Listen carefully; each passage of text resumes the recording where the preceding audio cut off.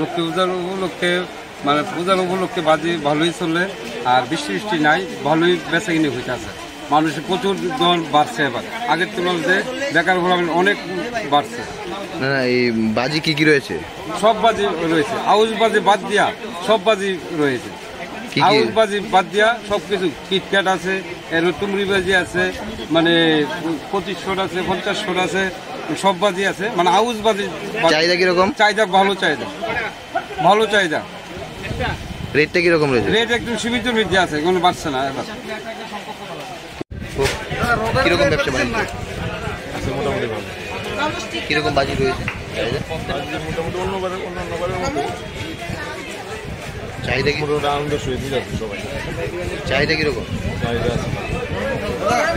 তুলনায় সেই নাই, আগের তুলনায় সেই সেল নাই, বেচা কিনা কম আগের তুলনায়। আমদানি কিরকম হয়েছে? আমদানি ভালো না, আমদানিও খারাপ, কারণ ঘরে ঘরে জায়গা বাজি নিয়ে ডোর টু ডোর করে পাবলিক।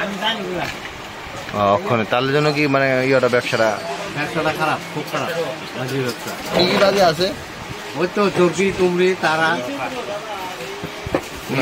গত বছরের তুলনায় রেটটা কি রকম? একটু বেশি মনে হয়। 300 টাকা দাম। আর কি বলবেন?